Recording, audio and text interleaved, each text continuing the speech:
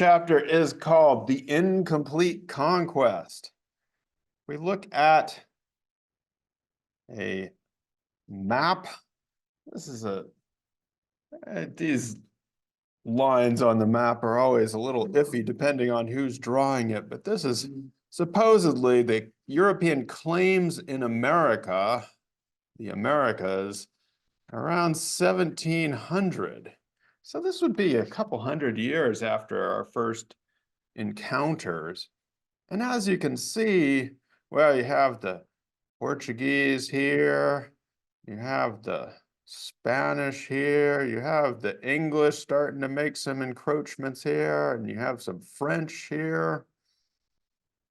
But as you can see, there's still, even as late as 200 years after the first encounter, there's still a lot of green area that may have been claimed, but really wasn't under effective control. And I guess I would say some of these purple areas really weren't under effective control either. Some of them probably were, but some of them probably weren't. Now, the Portuguese actually, they start off this chapter talking about, this chapter is trying to challenge the myth of that the conquest was easy, quick, and all done within a generation of Columbus. So they're challenging that. The Portuguese probably would never have challenged that. They were always very aware that they had only a tenuous hold on what the place that was called Brazil. In fact, Josie had a great phrase from the Portuguese talking about how they're on the seashore. The exact quote was, "We cling like crabs to the seashore." Famous Portuguese phrase.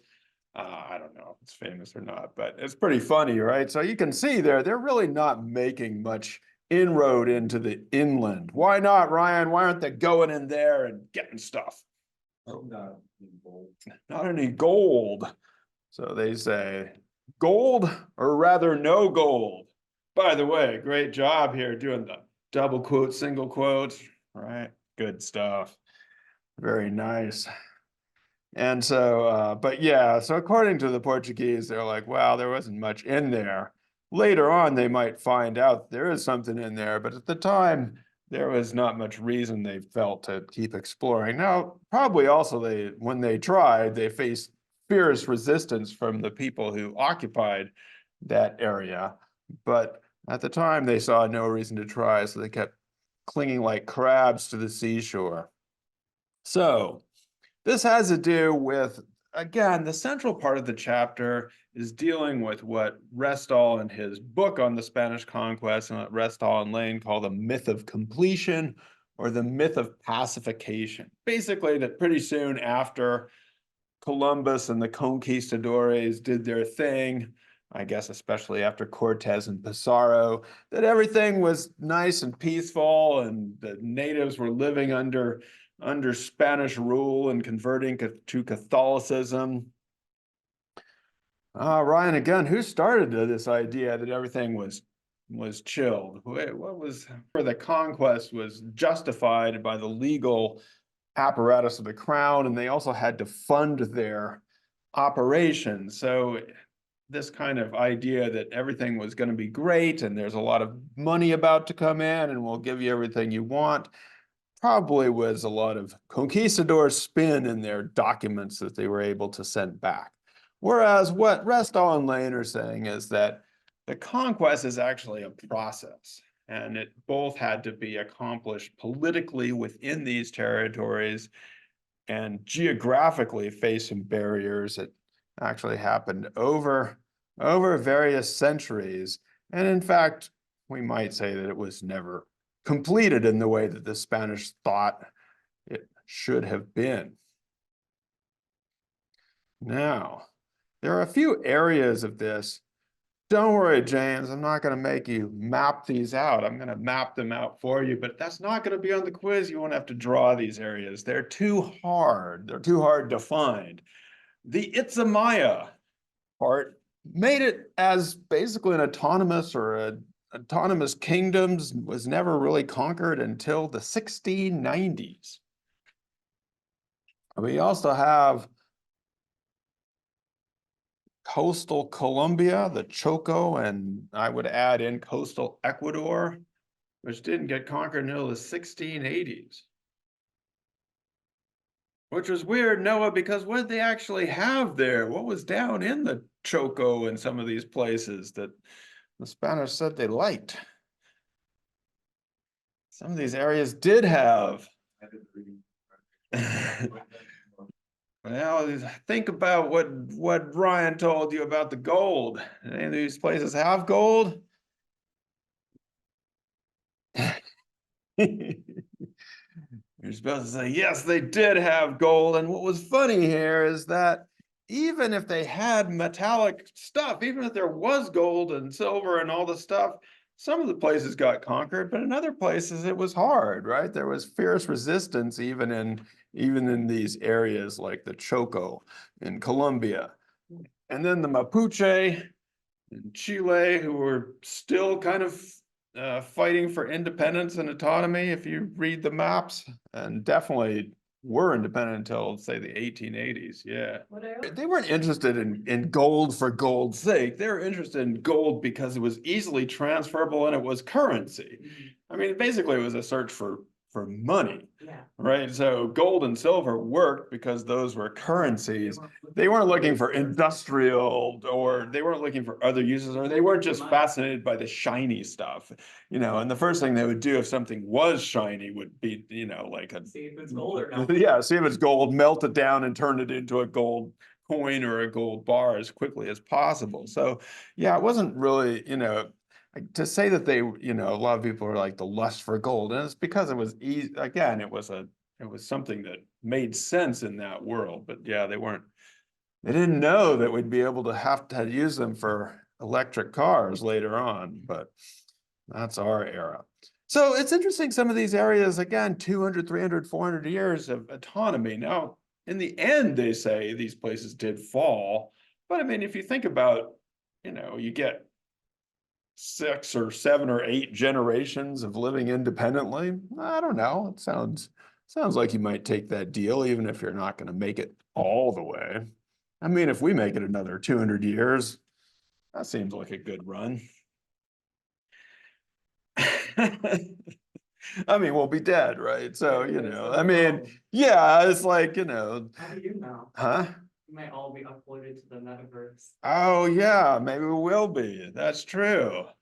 Maybe we won't be, well, I don't know. Is being uploaded to the metaverse a form of being alive? I don't know. There is, yeah, I think I've watched the first 2 seasons of Upload. Yeah.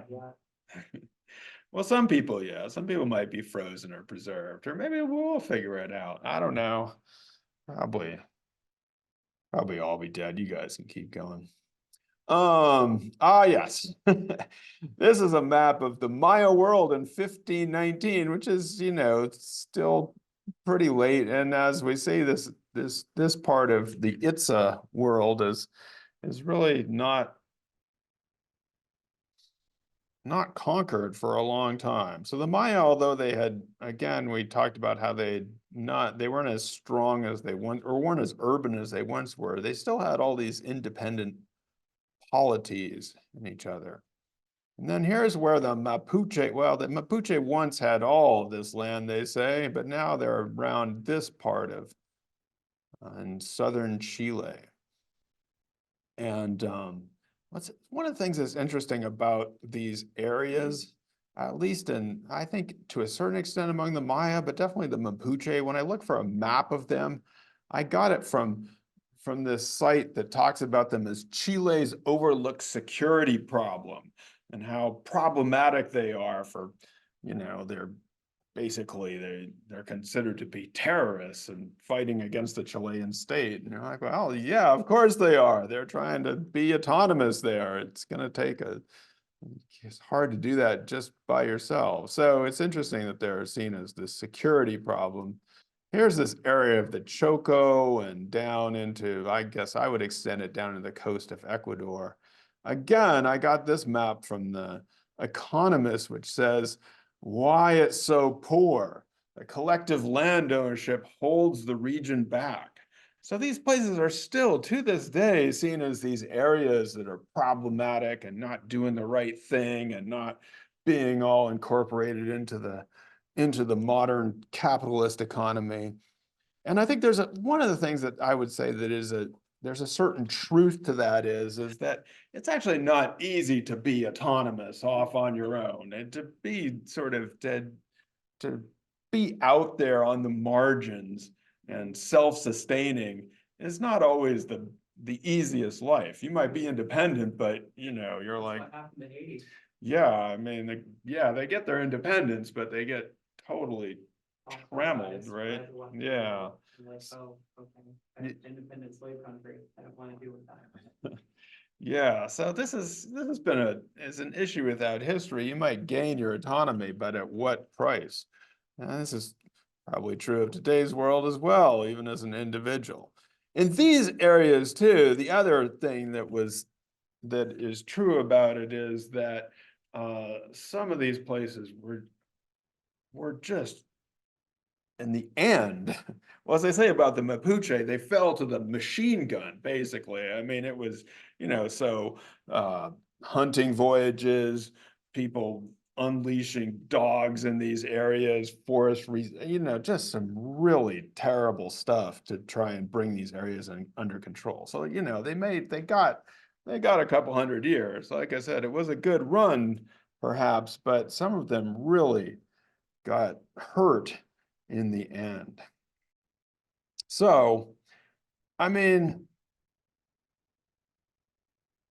you could see why that for other people, they might want to make different choices. They might want to accommodate or adjust or to create some sort of hybrid or a fusion.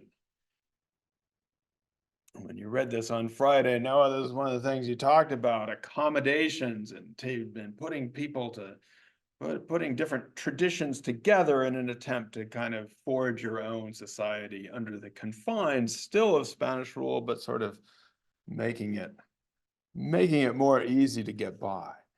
And in some instances, Restall and Lane said that there were some people who even bragged about how Catholic they were, and how loyal they were to the Spanish crown. And one of you who's not here said you couldn't even figure out why people would do that, why they would change their whole way of life. I mean, I think that it's important to note that for some people, this wasn't necessarily a huge change. It was a change, but there were ways in which they thought they could benefit or even get ahead during this. I mean, some people gain from these kinds of changes. So again, we don't want to get all excited about this, but there are a number of ways in which people negotiate their relationship with the new people. There's a really crazy map, or I mean, a hieroglyphic account that has fairly recently been reinterpreted in the box on page 128 about the Huaquecholan people. And originally people thought that this was simply a depiction of the Spanish conquest, and there is part of that. But it turns out is what it was more a depiction of is how these people thought, they basically said that they believed that from their perspective, the Spanish had helped them throw off the Aztecs or the Mixtecs, and so they thought that they were paying some tribute to the Spanish for their help in getting them out of the Mixtec oppression. And then they went over and basically went into some of these neighboring Mayan communities and kicked their butts and were really the instruments of the conquest. So if you can see on this, you can see that the Spanish are kind of just sitting there while these guys are doing the heavy lifting of subduing these rebel neighboring Maya. So they see themselves as these kind of triumphant conquerors here. Again, it took a long time for people to really understand how this was being interpreted. This Florine Asselbergs was one of the first people to interpret this these drawings, and she calls them the conquered conquistadors, because in fact they're going in and basically expanding their territory and carrying out successful battles under their own names here. So we have, again, the incomplete conquest. So some of these zones remain autonomous, some of them for even centuries. We have lots of instances of resistance, people rebelling. So I think in maybe the last class we talked about, why didn't they rebel? A lot of people did rebel. There was a lot of resistance and rebellions, and people won concessions. But there was also a lot of accommodation, people negotiating, blending together Catholic and indigenous traditions or languages. All of these processes were occurring. And then there's something that's kind of, I don't know, curious or a paradox that, so the Spaniards really did depend on the indigenous elites, the native, the sort of nobility of any native society. They depended on them for when they were making alliances, as we saw with Cortez. And then later on, and again, we'll be reading more about this in the period of colonial control, the indigenous elites had a lot of sway or influence here. And so they're really essential for colonial control. But again, what's also interesting here is the same people that, remember how you were saying, why did they trust each other? The same people that you thought maybe were on your side. I think, James, you wrote about this. Once they figured out what the Spanish were doing, what did they do then? Right. So and this could happen at various points. Like you might be, you might be the person who seems to be the loyal. It's like being a vulture kind of, you wait to like take out the winners and stuff.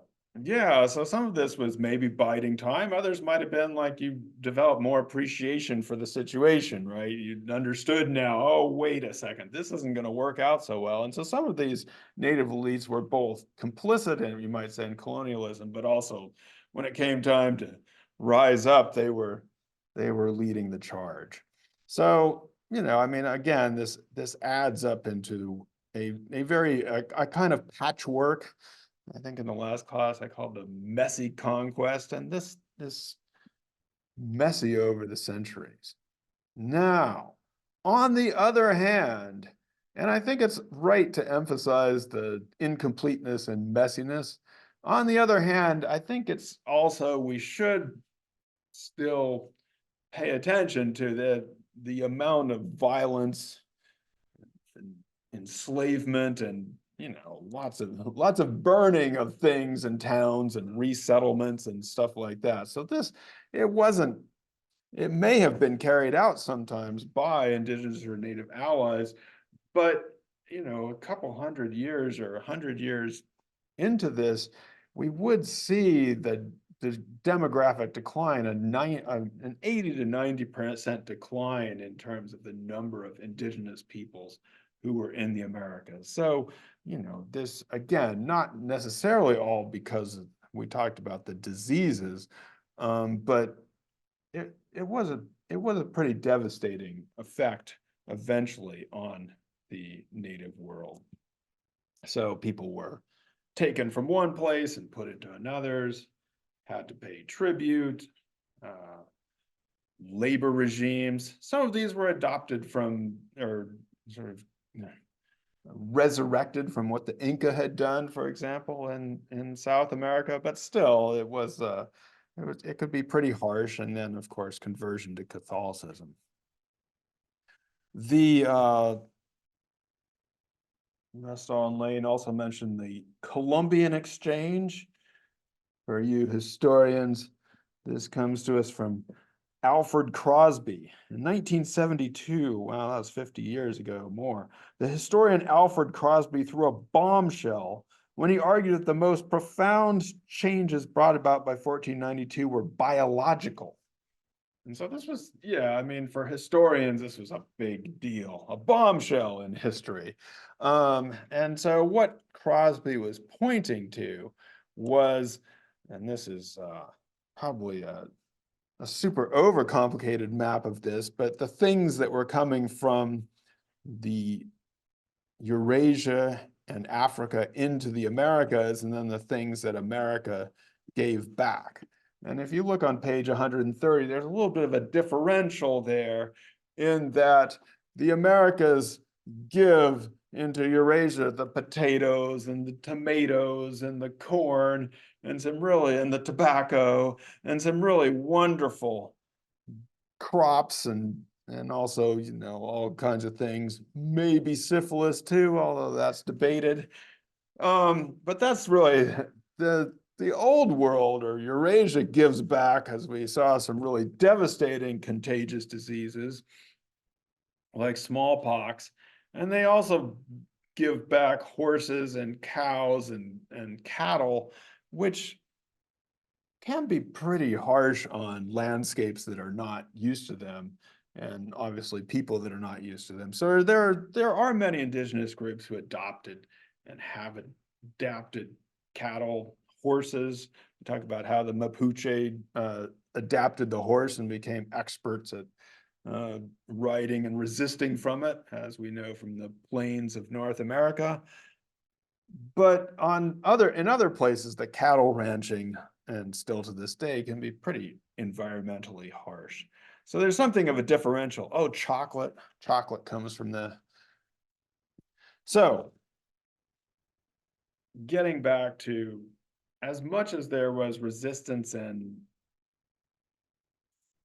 independence, I think it's important to realize that with all these transformations, that, when we talk about Latin America and you go to some of these countries, many people are not speaking an indigenous language. Many people are still, and that's amazing. But a lot of people are really only speaking Spanish or only speaking Portuguese. At least where I did my fieldwork in Colombia, they were as monolingual in Spanish as we are in English. And we're not trying to learn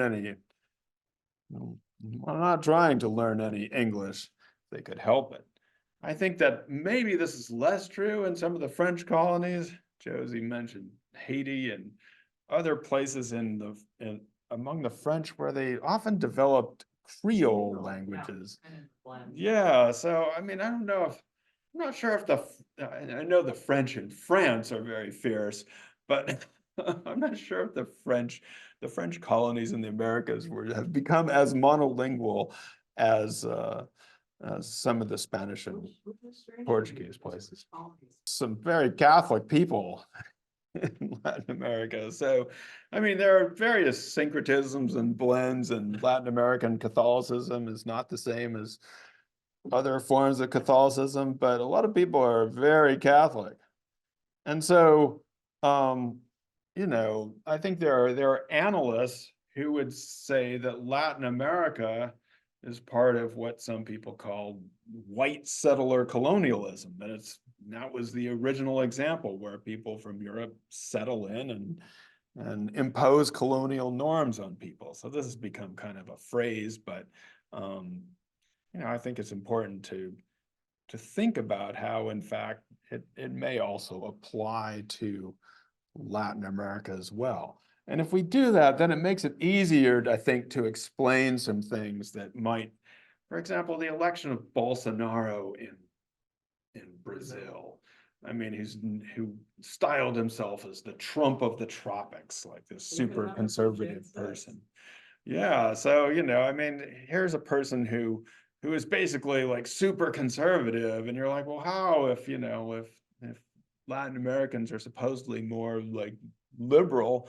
Not necessarily, right? There's large populations in all of these countries who might be seen as sort of super conservative and see themselves as more the white people needing to civilize the Indians or the indigenous people. I actually saw that in that film, Even the Rain, when the governor or the mayor of the town of Bolivia is like, no, you give 1 inch to these people and we're gonna take a mile.